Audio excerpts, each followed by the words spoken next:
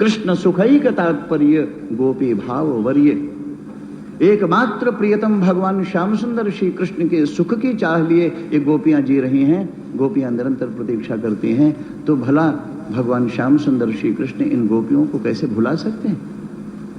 एक पल के लिए भी अगर यह उन्हें नहीं भूल रही हैं तो वो इन्हें कैसे भूल सकते हैं? ये यथा माम प्रपद्यन्ते, जो मेरे पास जैसे आता है, जो मुझे जैसे याद करता है, ताह मनमनस्काः मत प्राणाः मदर्थे त्यक्त जीविताः, जिन्होंने अपना मन मुझे दे दिया, जिन्होंने अपना प्राण मुझे दे दिया, जो मेरे लिए अपने जीवन को बचाए बैठी हैं, अपने जीवन को संभाले बैठी हैं, मैं उन्हें कैसे भूल सकता हूं? इसलिए भगवान श्याम सुंदर श्री कृष्ण द्वारिका में रहकर निरंतर निरंतर महाराज श्री वृंदावन को ही याद करते हैं। श्री वृंदावन के लिए ही उनकी आंखों में आंसू बहता है। ये वृंदावन की उपासना है। वृंदावन की उपासना में अपना सर्वस्व अपने प्रियतम श्री भगवान कृष्ण को समर्पित करने का संकल्प है। मथुरा की उपासना में अपने सुख के लिए कृष्ण को प्रेम किया जा रहा है, मुझे सुख मिले। द्वारिका की उपासना में रुक्मिणी आदि रानियां महारानियां हों या देवकी रोहिणी वसुदेव आदि माता पिता हों और परिवार के लोग हों, परंतु वे सब कृष्ण को प्रेम करते हैं, परंतु कृष्ण के साथ साथ कुछ अपनी भी इच्छा है, कुछ अपनी भी चाह है। इसलिए द्वारिका का प्रेम भी बंटा हुआ प्रेम है। परंतु महाराज भगवान श्री कृष्ण एक रहस्य तो बन ही गए द्वारिका में। सब रो रहे हैं, सबको रुला दिया। सभी के मन में एक ही जिज्ञासा है कि जरा हम भी तो देखें कि ये वृंदावन है कैसा, जरा हमें भी तो पता चले कि महाराज इन गोपियों का प्रेम कृष्ण के साथ कैसा है, राधा का प्रेम कृष्ण के प्रति कैसा है, यशोदा श्री कृष्ण को कितना चाहती हैं, बाबा कृष्ण को कितना चाहते हैं। अरे कुछ भी चाहते हो और कितना भी चाहते हो, हैं तो गांव के गंवार, न शिक्षा न संस्कार, गैया चराने वाले। और हम महाराज एक से एक बढ़कर राज रानी हैं, सभी शिक्षित सुसंस्कृत। जो जितना ही शिक्षित और सुसंस्कृत हो जाता है वो उतना ही महाराज आर्टिफिशियल हो जाता है, वो उतना ही फॉर्मल हो जाता है, उतना ही बनावटी हो जाता है, उतना ही शिष्टाचार में। Thank you very much, thanks, sorry. ये क्या है महाराज? ये फॉर्मेलिटी चल रही है, ये सारी फॉर्मेलिटी बीच में आ गई। तो महाराज द्वारिका की रानियां महारानियां स्वाभाविक है कि उनके मन में आए कि जो भी है महाराज हैं तो गांव की गंवारन, ऐसी क्या विशेषता है, यहां रहते हुए हम इतना प्यार करते हैं, हम इतना चाहते हैं, इनके सुख सुविधा का इतना ध्यान रखते हैं, फिर भी ये उन्हीं के लिए रो रहे हैं। सबके मन में एक जिज्ञासा प्रकट हुई। श्री भगवान ने सोचा अगर मैं इनको समझाऊं प्रवचन देकर तो इनको समझ में नहीं आएगा, कोई बात सहज ढंग से महाराज समझाना हो और सुलझाना हो तो श्री भगवान लीला प्रकट कर देते हैं। बस एक लीला का वर्णन कर आज की कथा का विश्राम देंगे। श्री भगवान की एक लीला प्रकट हुई।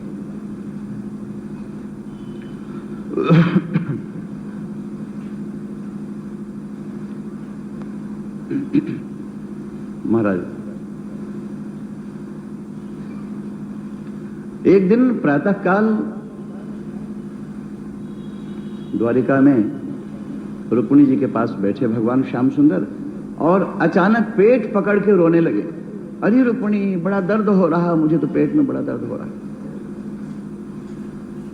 रुक्मिणी जी ने देखा पेट में दर्द हो रहा, रुक्मिणी बहुत दर्द हो रहा। ये श्री भगवान की उदर शूल लीला। भगवान जो भी करते हैं वो सब लीला ही है। जीवन धारण करें तो लीला, इस संसार को छोड़कर चले जाएं तो लीला, क्रोध आ जाए भगवान को तो लीला, कामनाएं प्रकट करें तो लीला, युद्ध करें तो लीला, हार जाएं तो लीला। महाराज क्योंकि श्री भगवान जो भी करते हैं भगवान लीला ही कर सकते हैं, इसलिए श्री भगवान की उदर शूल लीला। श्री भगवान अपना पेट पकड़े हुए चीख रहे हैं, रुक्मिणी रुक्मिणी रुक्मिणी बहुत दर्द हो रहा मेरे पेट में। बोले दर्द हो रहा? सच्चिदानंद श्री भगवान और सच्चिदानंद श्री भगवान के पेट में दर्द असंभव। महाराज ऐसे धोखे की बातें क्यों करते हो? तुम्हारे पेट में दर्द हो सकता है, बोले रुक्मिणी शास्त्रार्थ बाद में करना। दर्द हो सकता है कि नहीं हो सकता है इस पर निर्णय बाद में करना, परंतु अभी तो दर्द हो रहा, मेरे प्राण जा रहे हैं, कोई उपाय करो। रुक्मिणी जी ने देखा सचमुच आंखों में आंसू बह रहा है, इतना कोई नाटक थोड़ी करेगा। आंखों में आंसू बह रहा, छटपटा रहे हैं, इधर से उधर गिर रहे हैं, हाय मरा हाय मरा। रुक्मिणी जी ने कहा लगता है दर्द तो है, अब क्या किया जाए?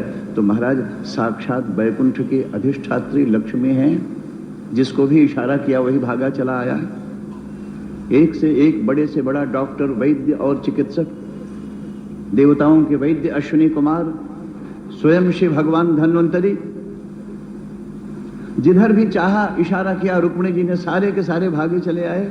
ब्रह्मा, भगवान शंकर, इंद्र आदि समस्त देवता, और सब देखकर उदास हो गए। महाराज बड़ा उपाय किया है धन्वंतरी भगवान ने, अश्विनी कुमारों ने सारा रस रसायन का प्रयोग किया, परंतु ज्यों ज्यों महाराज दवा की मर्ज बढ़ता चला गया, दर्द तो बढ़ता ही चला गया। श्री भगवान रो रहे हैं, आंसू बह रहा, छटपटा रहे हैं, सारे लोग उदास हो गए। ब्रह्मा, भगवान शंकर, महाराज सब बैठे हैं, बड़े बड़े संत महात्मा ऋषि, वेद मंत्रों की ध्वनियां हो रही हैं, चारों तरफ से महाराज तंत्र मंत्र और सारा प्रयोग हो रहा, परंतु भगवान श्याम सुंदर का दर्द शांत नहीं हुआ। सब लोग उदास हो गए, अब क्या करेंगे? न ब्रह्मा को समझ में आ रहा, न भगवान शंकर को समझ में आ रहा, न भगवान धन्वंतरी को समझ में आ रहा, महाराज ये दर्द कैसे शांत हो? तब अचानक महाराज द्वारिका में श्री नारद जी आ गए। नारद जी ने देखा इतनी भीड़ क्यों है महाराज? यहां तो भगवान शंकर भी हैं, ब्रह्मा भी हैं, इंद्र भी हैं, यक्ष भी हैं, वरुण भी हैं, कुबेर भी हैं, महाराज सारी के सारे यहां, आपको नहीं पता द्वारकाधीश भगवान कृष्ण के पेट में दर्द हो रहा। तो नारद जी भी घबरा गए। नारद जी ने जाकर के देखा भगवान श्याम सुंदर मरा, हाय मरा, बहुत दर्द हो रहा, कोई उपाय करो। नारद जी ने देखा कि अब कौन सा उपाय करें? महाराज सारा उपाय तो पूरा हो गया, भगवान धन्वंतरी खड़े हैं, अश्विनी कुमार खड़े हैं, सारी औषधियां हो गई, नारद जी को भी कुछ नहीं सूझा। तो नारद जी ने भगवान श्याम सुंदर श्री कृष्ण के कान में जाकर पूछा, कम से कम मुझे तो सच बता दो, दर्द हो रहा कि कोई लीला कर रहे हो? भगवान श्याम सुंदर ने कहा नारद तुम्हें मजाक सूझ रहा हो, मेरे प्राण जा रहे हैं। बोले फिर बताओ ना इसका उपाय क्या है? भगवान श्याम सुंदर ने कहा कि नारद अगर मेरा कोई भक्त, मेरा कोई प्रेमी अपने चरण की धूलि का चरणामृत बनाकर पिला दे तो मेरा दर्द शांत हो सकता है। तो नारद ने कहा इतनी देर से क्यों बताया? महाराज न जाने कितने प्रेमी भरे पड़े हैं, अभी लाया। और सबसे पहले श्री नारद जी दौड़े रुक्मिणी जी के पास कि यह अधिकार रुक्मिणी को मिलना चाहिए। रुक्मिणी जी मालूम पड़ गया उपाय क्या है, बस थोड़ी सी अपनी चरण की धूलि दे दो। चरण की धूलि क्या करोगे नारद? बोले इसका चरणामृत बनाकर श्याम सुंदर को पिला दूंगा तो उनका दर्द शांत हो जाएगा। रुक्मिणी की आंखें लाल हो गई। तुम ब्रह्मर्षि कहते हो अपने आप को, ऐसी अशुभ बात करते हो? मैं अपने चरण की धूलि का चरणामृत अपने पति को पिलाकर मैं नरक जाऊं क्या? खबरदार अगर दोबारा ऐसी बात कही। नारद जी तो घबरा गए। और महाराज फिर तो नारद जी सत्यभामा के पास गए तो पिटते पिटते बचे। जाम्बवती, कालिंदी, मित्रा, भद्रा, लक्ष्मणा, एक एक रानी के पास जाकर नारद ने भिखारी की तरह मांगा। महाराज सभी ने डांटा, धिक्कारा, धुतकारा, फटकारा। देवकी, वसुदेव, उग्रसेन सभी ने कहा अरे कोई कहता तुम महात्मा होकर ऐसी अशुभ बात कहते हो? मैं अपने चरण की धूलि का चरणामृत अपने महाराज भगवान को पिलाकर मैं नरक जाऊं? ये सब पहचानते हैं कि ये भगवान है। एक बात और ध्यान रखना साथ साथ इस लीला में, इन सबको पता है कि कृष्ण भगवान हैं। क्यों? कृष्ण कभी शंख चक्र गदा पद्म धारण किए हुए चार भुजा के रूप में भी बैठ जाते हैं, गरुण साथ रहता है, सारा ऐश्वर्य प्रकट है श्री कृष्ण का, इसलिए सबको पता है कि भगवान है। और तभी सबको आश्चर्य भी है कि दर्द कैसे हो सकता है भगवान के पेट में, परंतु भगवान रो रहे हैं तो विश्वास भी करना पड़ता है कि जरूर दर्द होगा। महाराज नारद जी भटकते हुए समस्त लोगों की यात्रा करते चले गए। भूलोक, भुवरलोक, जनलोक, तपलोक, सत्यलोक, अतल, बितल, सुतल, तलातल, रसातल, पाताल, सर्वत्र यात्रा की है नारद ने और सभी जगह जाकर हाथ जोड़कर मांगा, भैया थोड़ी सी धूली दे दो अपनी चरण की। सबने डांटा फटकारा, किसी ने भी अपनी चरण की धूली नहीं दिया। तुम्हें चरण की धूली दूं, तुम मेरे प्रभु को मेरे चरण की धूली का चरणामृत पिलाओगे तो मैं नरक जाऊं? किसी ने नहीं दिया। नारद जी बड़े निराश, उदास होकर वापस लौटे। श्री भगवान ने कहा, नारद जल्दी लाओ, मेरी औषधि लाए। नारद जी ने कहा, महाराज पहले तो बहुत आसान मालूम पड़ा, परंतु अब समझ में आया कि तुमने जो औषधि मांगी वो कितना कठिन है। कोई भी अपनी चरण की धूली देने को तैयार नहीं है। नारद तुम कहां गए? बोले महाराज कोई भी ऐसी जगह नहीं बची जहां नहीं गया। श्री भगवान ने कहा, वृंदावन गए कि नहीं गए? नारद ने कहा, महाराज वृंदावन न जाने कैसे भूल गया, मैं तो सब जगह गया। और तुम कहते हो तो वृंदावन भी जाकर देख लेता हूं, 2-4 बाल बचे रह गए हैं सिर में, वो भी नुच जाएंगे महाराज। वहां से भी यही उत्तर मिलना है। फिर भी जैसी तुम्हारी इच्छा, अभी वृंदावन से लौटा, प्रातः काल का समय है। श्री नारद जी आकाश मार्ग से अपनी वीणा पर नारायण नाम संकीर्तन करते हुए श्री वृंदावन धाम की धरती पर उतरे। यमुना में स्नान कर गोपियों के साथ श्री राधा रानी कृष्ण नाम संकीर्तन करती हुई चली आ रही थी। दूर से ही देखा है श्री राधा और गोपियों ने, ये तो नारद आ गए, तो सभी बहुत प्रसन्न हुई कि नारद जी आए, फिर तो हमारे प्रियतम प्रभु श्री भगवान का कुशल समाचार मिलेगा। श्री राधा रानी और गोपियों ने आकर श्री नारद के चरणों में मस्तक झुकाकर साष्टांग प्रणाम किया। सभी ने हाथ जोड़कर प्रार्थना की। श्री राधा रानी ने प्रार्थना किया, ब्रह्मर्षि बहुत दिनों के बाद इधर पधारे, तुम ये बताओ, तुम तो सभी लोकों की यात्रा करते रहते हो, इधर कभी तुम्हारा द्वारिका जाना हुआ कि नहीं हुआ? बोले किशोरी मैं तो अभी द्वारिका से ही आ रहा हूं। श्री राधा रानी प्रसन्न हो गई, फिर तो बताओ हमारे प्रियतम प्रभु श्री भगवान द्वारकाधीश की कौन सी लीला चल रही है? तो नारद जी ने कहा, किशोरी बहुत बुरा समाचार लेकर आया। तो श्री राधा घबरा गई, जैसे प्राण ही निकल गया। क्या कहा? ब्रह्मर्षि जल्दी बताओ कैसा समाचार है, हम क्या कर सकते हैं उसके लिए? तब नारद ने कहा, किशोरी श्याम सुंदर को उदरशूल हो गया, उनके पेट में दर्द हो रहा और उसका बहुत उपाय किया गया। भगवान धन्वंतरी, अश्विनी कुमार और सभी वैद्य और चिकित्सक श्री भगवान का उदरशूल शांत करने के लिए नाना प्रकार का उपाय करते रहे, परंतु दर्द शांत नहीं हो रहा। किशोरी, श्री राधा रानी ने कहा, ब्रह्मर्षि कोई हमारे लिए उपाय बताओ, हम कोई सेवा कर सकती हैं, कैसे दर्द शांत होगा? नारद ने कहा, स्वयं श्री कृष्ण ने कहा है किशोरी कि मेरा कोई भक्त, मेरा कोई प्रेमी अपने चरण की धूली का चरणामृत मुझे पिला दे तो मेरा दर्द शांत हो सकता है। तो श्री राधा रानी की आंखें बंद हो गईं।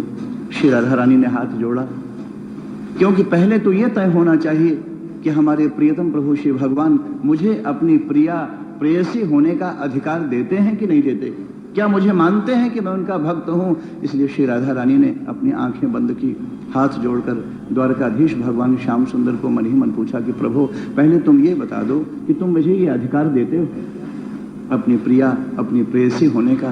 क्या तुम मानते हो कि मैं तुम्हारा भक्त हूं?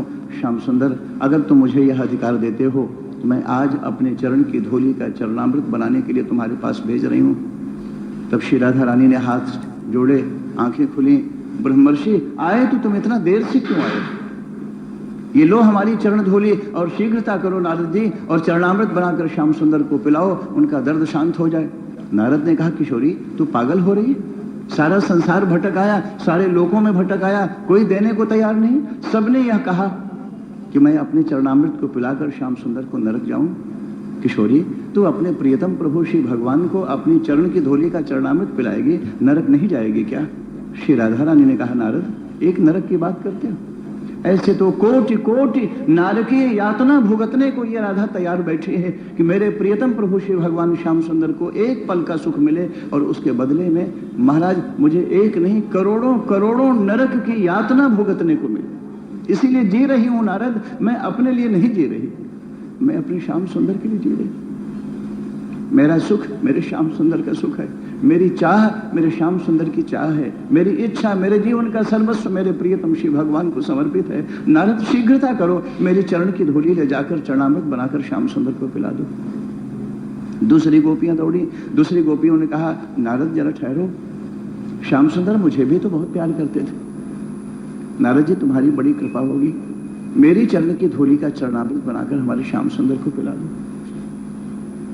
समाचार सुना है मैया यशोदा ने, मैया यशोदा दौड़ी चली आई, नारद ठहरो ठहरो ठहरो, मैंने अपना प्राण निचोड़कर दूध बनाकर अपने कन्हैया को पिलाया, तो क्या आज ये सौभाग्य मुझे नहीं मिलेगा कि मैं अपने चरण धूली का चरणामृत बनाकर अपने श्याम सुंदर को पिला दूं? नहीं नारद, मेरी चरण धूली ले जाओ। बाबा ने कहा मेरी चरण धूली ले जाओ, तो नारद ने कहा मेरे चरणों में भी तो धूली थी, क्या मैं अपनी चरण धूली का चरणामृत बनाकर नहीं पिला सकता था श्याम सुंदर को?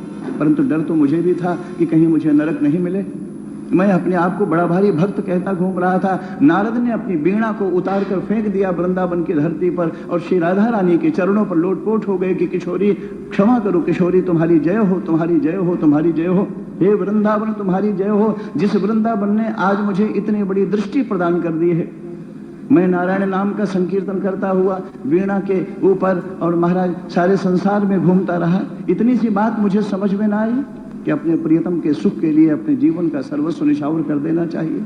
और तब भाव विभोर होकर श्री नारद ने जब भक्त सूत्र की रचना की, तो भक्त सूत्र में नारद ने कहा कि प्रेम का सर्वोत्तम प्रमाण, प्रेम का सर्वोत्तम आदर्श अगर कोई संसार में हो सकता है तो एकमात्र गोपियां हैं। यथा ब्रज गोपिका नाम, गोपियां ही प्रेम का आदर्श हो सकती हैं। वो गोपियां जिनसे पूछो कि नारद ने तुम्हें प्रेम का आदर्श माना, तो गोपियां कहती हैं ये उनकी कृपा है, हम क्या जाने प्रेम क्या होता है। भगवान शुकदेव ने कहा गोपियों ने भगवान श्याम सुंदर श्री कृष्ण को प्यार किया, चाहा कैसे? बोले अपनी कामना से। गोप्य कामात, जिन गोपियों ने अपनी काम भावना से, अपनी कामना से भगवान श्याम सुंदर को चाहा, उन गोपियों की कामना इतना पवित्र है कि नारद नाच रहे हैं और नारद ने उन गोपियों की कामना को ही प्रेम का सर्वोत्तम आदर्श माना है। तो अगर गोपियां प्रेम करने लगे तो प्रेम की क्या परिभाषा होगी। और इसलिए गोपी भाव और गोपियों का जो संबंध है या राधा भाव उस शब्दों के परे है, वह अनिर्वचनीय हो गया है। और इस प्रकार श्री नारद महाराज श्री राधा रानी की चरण धूली, श्री राधा श्री गोपीजनों की चरण धूली, मैया यशोदा बाबा की चरण धूली और सबकी चरण धूलियों की पोटली बना बनाकर हाथ जोड़कर साष्टांग दंडवत कर प्रणाम कर अपने माथे पर रखकर नाचते और थिरकते हुए श्री नारद वृंदावन से द्वारिका के लिए चले। बार बार श्री वृंदावन धाम की धरती को प्रणाम करते हैं। जय हो श्री वृंदावन धाम, चिदानंद घन पूर्ण काम, जय हो श्री वृंदावन धाम। बार बार श्री वृंदावन को साष्टांग प्रणाम करते, बार बार श्री गोपीजनों की चरणों में मस्तक झुकाकर उनकी चरण धूली अपने माथे पर रखकर अपने जीवन का सौभाग्य मानते नारद श्री नारद द्वारिका पहुंचे। परंतु आज इस नारद को द्वारिका में किसी ने नहीं पहचाना।